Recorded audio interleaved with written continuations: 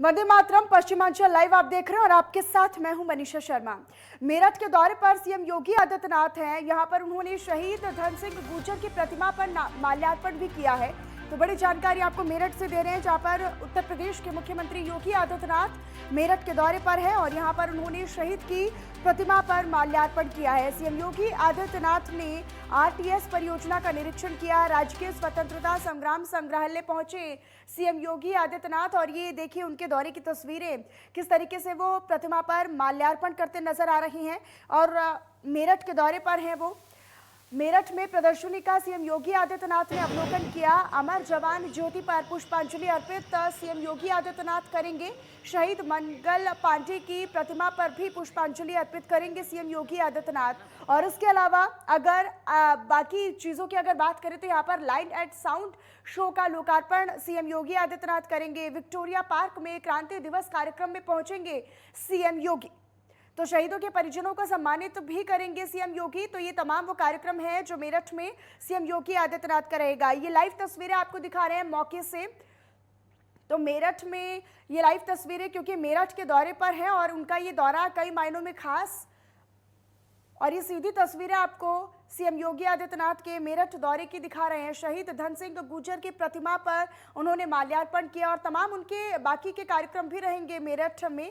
तो राजकीय स्वतंत्रता संग्राम संग्रहालय का भी निरीक्षण किया जाएगा और यहीं पे ये तस्वीरें आप जो देख रहे हैं वो राजकीय स्वतंत्रता संग्राम संग्रहालय की ही हैं, जहां पर मुख्य अतिथि के तौर पर मुख्यमंत्री योगी आदित्यनाथ पहुंचे हुए हैं। तमाम उनके साथ जो अधिकारी हैं, अफसर हैं, वो भी मौजूद हैं। विभाग से जुड़े तमाम जो बड़े चेहरे हैं, हस्तियां हैं, वो भी यहां पर पहुंची हुई हैं और कड़ी सुरक्षा व्यवस्था के बीच ये लाइव तस्वीरें आप देख रहे हैं मौके से मेरठ के दौरे पर हैं। और ये दूसरी तस्वीर में आप देखिए, जब मेरठ के दौरे की उन्होंने शुरुआत की तो यहाँ पर शहीद की जो प्रतिमा है उस पर माल्यार्पण कर उन्होंने अपने इस दौरे की शुरुआत की और तमाम चीज़ों का वो निरीक्षण करते, जानकारी हासिल करते नजर आए। और अब वो यहाँ पर पहुँचे हैं, संग्राम संग्रहालय पहुँचे हैं, जहाँ की तस्वीरें सीधी आपको दिखा रहे हैं।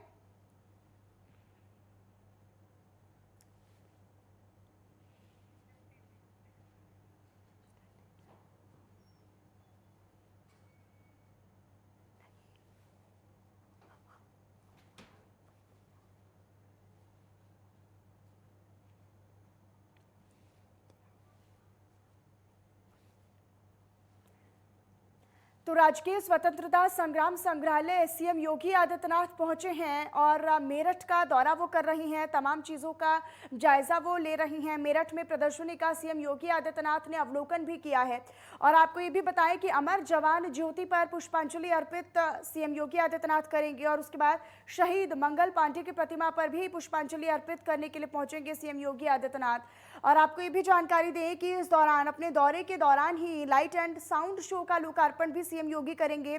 विक्टोरिया पार्क में क्रांति दिवस कार्यक्रम में पहुंचेंगे सीएम योगी आदित्यनाथ। शहीदों के परिवार वालों को सम्मानित भी सीएम योगी आदित्यनाथ करेंगे। तो आज मेरठ का दिन बेहद खास है क्योंकि यहीं से स्वतंत्रता संग्राम की जो चिंगारी थी, जो ज्वाला थी, वो उठी थी और कहीं ना कहीं मेरठ का जो योगदान रहा है स्वतंत्रता संग्राम में वो किसी से छिपा नहीं है। तो मेरठ में प्रदर्शनी का सीएम योगी आदित्यनाथ ने अवलोकन भी कर दिया है और ये मौके से लाइव तस्वीरें आप देखिए। यहाँ पर मुख्य अतिथि के तौर पर सीएम योगी आदित्यनाथ पहुंचे हुए हैं, मौजूद हैं, तमाम उनके साथ और भी लोग मौजूद हैं। कड़ी सुरक्षा व्यवस्था के बीच वो यहाँ पर पहुंचे हुए हैं। और दूसरी तस्वीर में आप देखिए, जब वो दौरे पर पहुंचे तो यहाँ पर उन्होंने मेट्रो की जो शुरुआत होने जा रही है मेरठ में, उसका भी कहीं ना कहीं जायजा लिया, निरीक्षण किया कि आखिरकार क्या कुछ तैयारियां हैं आगे परियोजनाओं की। और जितनी भी विकास परियोजनाएं हैं, विकास कार्यों की समीक्षा उन्होंने की। अधिकारी उनको विभागवार तरीके से जानकारी देते भी नजर आए। यहाँ पर उन्होंने शहीद की प्रतिमा पर माल्यार्पण भी किया और अब से कुछ ही देर में वो शहीदों के परिवार वालों को सम्मानित भी करेंगे। तो सीएम योगी आदित्यनाथ ने आरटीएस परियोजना का निरीक्षण किया, जो लगातार हम आपको जिक्र करके बता भी रहे हैं। और राजकीय स्वतंत्रता संग्राम संग्रहालय भी पहुंचे हुए हैं सीएम योगी आदित्यनाथ और यहाँ पर उन्होंने शहीदों के परिवार वालों को जो सम्मान किया जाना है उस कार्यक्रम में पहुंचे हुए हैं और अब से कुछ ही देर में वो सम्मानित करते भी नजर आएंगे।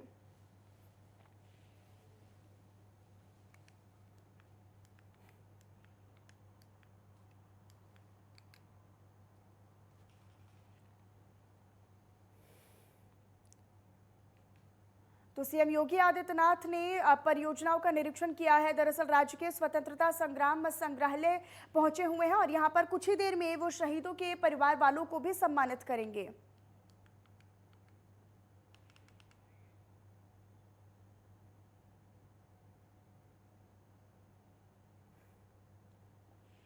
तो सीएम योगी आदित्यनाथ मेरठ के दौरे पर हैं और ये जो मेरठ का दौरा है वो बेहद ही खास है। आपसे कुछ ही देर में जो शहीद हैं उनके परिवार वालों को, उनके परिजनों को सम्मानित करते भी सीएम योगी आदित्यनाथ नजर आएंगे। अगली खबरों का तरफ रुख कर लेते हैं। कल 2 जिलों का दौरा करेंगी राज्यपाल आनंदीबेन पटेल और बिजनौर और मुजफ्फरनगर जाएंगी राज्यपाल आनंदीबेन पटेल। राज्यपाल के आने की तैयारियों में प्रशासन अपनी तैयारियों में जुटा हुआ है। कलेक्ट्रेट परिसर में साफ सफाई के साथ रंग रोगन भी किया जा रहा है। अलग अलग कार्यक्रमों में शिरकत करेंगी राज्यपाल आनंदीबेन पटेल। बिजनौर में विदुर कुटी भी जा सकती हैं राज्यपाल। जिला अस्पताल, कारागार, विकास भवन का निरीक्षण करेंगी। मुजफ्फरनगर में रात्रि विश्राम भी राज्यपाल आनंदीबेन करेंगी। तो 12 मई को कई कार्यक्रमों में शिरकत भी करेंगी राज्यपाल। मुजफ्फरनगर जिले में रात्रि विश्राम करेंगी। तो 2 जिलों का दौरा उनका रहेगा। 12 मई को कई कार्यक्रमों में शिरकत भी करेंगी राज्यपाल। कल 2 जिलों का दौरा करेंगी राज्यपाल आनंदीबेन पटेल। आपको ये भी बताएं कि बिजनौर और मुजफ्फरनगर का दौरा करने के लिए यहाँ पर पहुंचेंगी राज्यपाल और उनके आने की तैयारियों में प्रशासन जुट चुका है। साफ सफाई को लेकर, रंग रोगन को लेकर तमाम वो तैयारियां की जा रही हैं और अलग अलग कार्यक्रमों में शिरकत भी करने पहुंचेंगी राज्यपाल आनंदीबेन पटेल। देखिए, महामहिम राज्यपाल महोदया का कार्यक्रम 11 और 12 तारीख को जनपद मुजफ्फरनगर में प्रस्तावित है। पूरे जनपद में कई स्थानों पे उनके कार्यक्रम प्रस्तावित हैं। उसको लेकर के हम लोग तैयारी सारी करा रहे हैं, जिसमें कि कई जगहों पे जैसे वन स्टॉप सेंटर, आंगनवाड़ी कार्यकर्तियों के साथ संवाद, कृषि विज्ञान केंद्र का निरीक्षण और वहाँ पे इनॉग्रेशन के भी कार्यक्रम हैं। तो उसको लेकर के हम लोग सभी विभागों के साथ समन्वय स्थापित करते हुए सारी तैयारियां हम लोग पूरी करा रहे हैं। पुलिस सुरक्षा व्यवस्था भी रहेगी। सारी जगहों पे जो भी प्रोटोकॉल और मानक हैं उसके अनुसार सारी व्यवस्थाएं पूरी रहेंगी। और इस बीच ग्रेटर नोएडा से खबर आपको बताएं, जहां पर आईआईए संस्थान ने औद्योगिक संगठन प्रेस वार्ता की है। ग्रेटर नोएडा प्राधिकरण की नीलामी पॉलिसी पर विरोध जताया है। नीलामी पॉलिसी आने से छोटे इन्वेस्टर्स को भारी नुकसान झेलना पड़ सकता है, ये दलील आईआईए की तरफ से दी गई है। और ये सीधा आरोप आईआईए के संगठन की तरफ से लगाया गया है कि तीनों प्राधिकरण इंडस्ट्रीज से व्यापार कर रही हैं। छोटे इंडस्ट्रीज की मदद करने की बजाय उजाड़ने की कोशिश की जा रही है। पॉलिसी से नए लघु उद्योग और छोटे प्लास्ट नहीं कोई भी व्यापार नहीं कर पाएंगे। आपको बताएं कि नीलामी पॉलिसी को वापस लेने की आईआईए ने सरकार से भी अपील की है। इससे जमीन की कीमतों में बढ़ोतरी से कोई भी इंडस्ट्री नहीं लगेगी और सस्ती जमीन नहीं मिलेगी, तो अलग राज्यों में जाने पर जो व्यापारी हैं, उद्योगपति हैं, वो विवश होंगे, मजबूर होंगे। इससे ग्रेटर नोएडा प्राधिकरण और यमुना प्राधिकरण की छवि धूमिल होगी और कहीं ना कहीं नुकसान भी प्राधिकरण को होगा।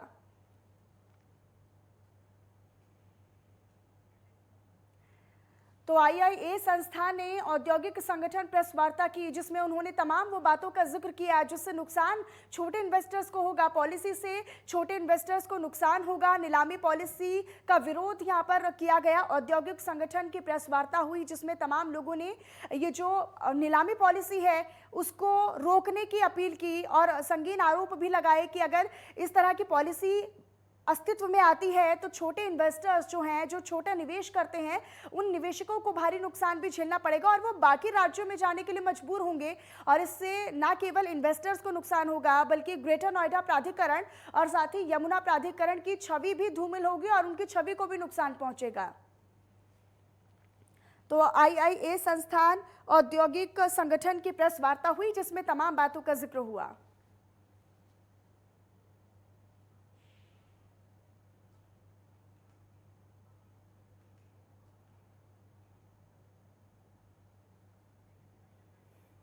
ये हमारा जो मुद्दा मेन ये है कि यहाँ पे जो अथॉरिटी है, तीनों अथॉरिटियों ने जो छोटे प्लॉट हैं, पहले तो क्या था कि ये अलॉटमेंट होता था उसके हिसाब से, इंटरव्यू के हिसाब से।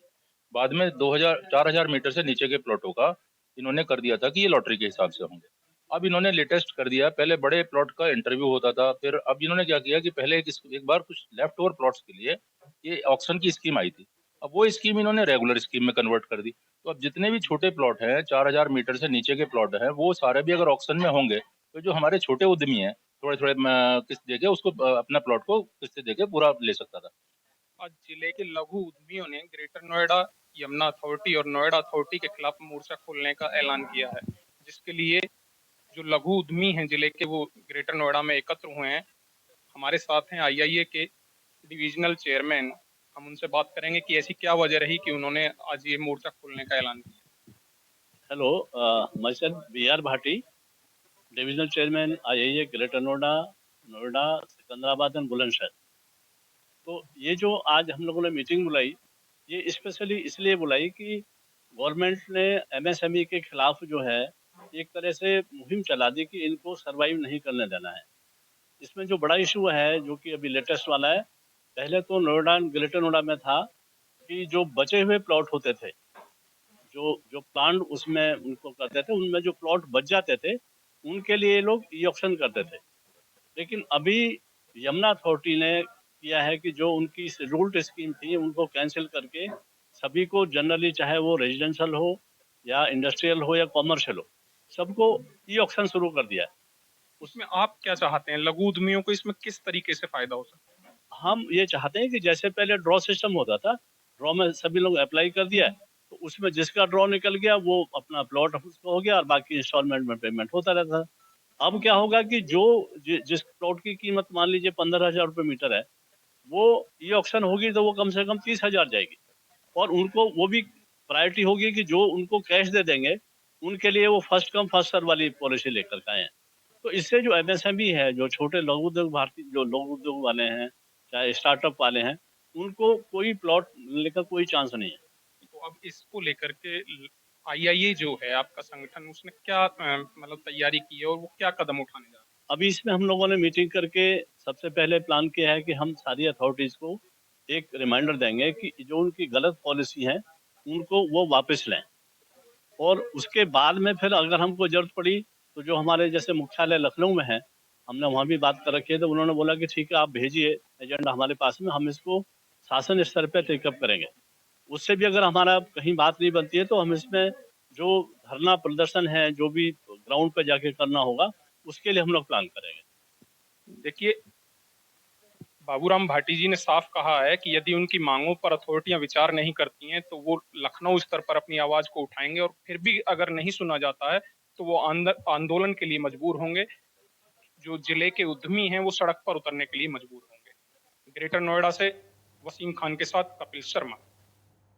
और फिलहाल यहाँ पर वक्त एक छोटे से ब्रेक का है, लेकिन आप बने रहिएगा नेटवर्क चैनल के साथ।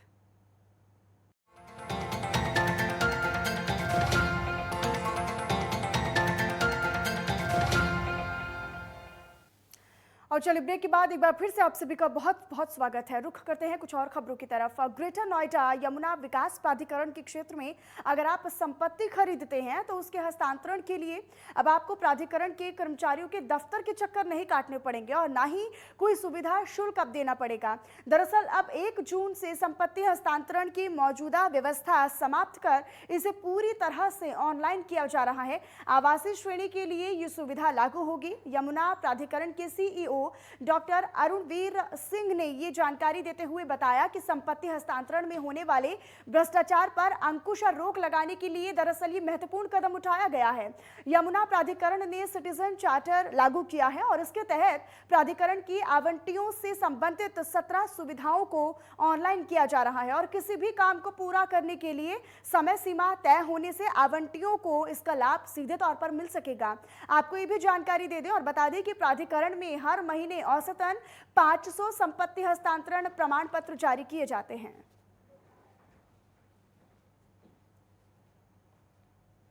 निर्णय लिया है कि एक तो हमने सिटीजन चार्टर लागू कर दिया है और सिटीजन चार्टर जो है वो 1 तारीख से लागू हो गया था। सिटीजन चार्टर में 7 दिन के अंदर इसको टीएम किया जाना अनिवार्य कर दिया गया है। दूसरा, हमने इस पूरी प्रक्रिया को ऑनलाइन करने का निर्णय किया है। ऑनलाइन इस प्रकार से होगा कि सिटीजन चार्टर में जैसा इंगित है, आदमी ऑनलाइन अप्लाई करेगा टीएम केवल ऑनलाइन ही टीएम आवेदन पत्र लिए जाएंगे, ऑफलाइन आवेदन पत्र नहीं लिए जाएंगे। तो अपने आप पहले कौन आया और बाद में कौन आया अपने आप ये सुनिश्चित हो जाएगा और इसका वेरिफिकेशन किया जा सकेगा। साथ ही साथ क्या क्या डॉक्यूमेंट ऑनलाइन अपलोड करने हैं वो उसमें लिंकित रहेगा। और वहीं नोएडा से अगली खबर आपको बताएं, जहां के सेक्टर 94 में नोएडा प्राधिकरण के अधिकारी और डीएसपी ट्रैफिक के बीच मीटिंग हुई। नोएडा शहर में लग रहे इंटीग्रेटेड कैमरा को लेकर दरअसल ये मीटिंग की गई। शहर भर में अभी 20 कैमरे ट्रायल पर चल रहे हैं और ट्रायल के दौरान कैमरों से आने वालों के रिस्पांस को लेकर ये मीटिंग की गई। शहर में 84 जगह जून के आखिर तक कैमरे लग जाएंगे। हाईटेक इंटीग्रेटेड कैमरों से अपराध पर लगाम लग सकेगी, ट्रैफिक व्यवस्था और चुस्त होगी, तेज रफ्तार वाहन चलाने वालों पर भी लगाम लगाई जाएगी। नोएडा के चप्पे चप्पे पर अब तीसरी आंख की नजर रहेगी। नोएडा के सभी चौराहों पर हाईटेक कैमरों को लगाने का काम तेजी के साथ किया जा रहा है और इस दौरान 20 चौराहों का ट्रायल सफल रहा। नोएडा अथॉरिटी, ट्रैफिक पुलिस और कंट्रोल रूम का संचालन कराने वाले अधिकारियों ने मीटिंग कर योजनाओं को आगे बढ़ाने के मुद्दे पर बात की। करीब 65 करोड़ की लागत से तैयार हो रहा integrated security and traffic management system अब अपराधियों और ट्रैफिक नियम तोड़ने वालों पर नकेल कसने में मददगार साबित होगा। देखिए, आज जो बहुत ही बृहद परियोजना है ISTMS integrated security and traffic management system, उसका ट्रायल रन था और इसमें नोएडा प्राधिकरण के पदाधिकारी, ट्रैफिक पुलिस के कर्मचारी मैं स्वयं मौजूद था। आज ये देखा गया है कि जितने भी सिस्टम है, एडॉप्टेड ट्रैफिक कंट्रोल सिस्टम है या फिर आपके जो PS सिस्टम है या कैमरा किस तरह फंक्शन करते हैं और भविष्य में किस तरह की चुनौती या परेशानी आ सकती है, उसको ध्यान में रखते हुए एक मीटिंग भी हुई और एक डेमो हमें दिखाया गया है।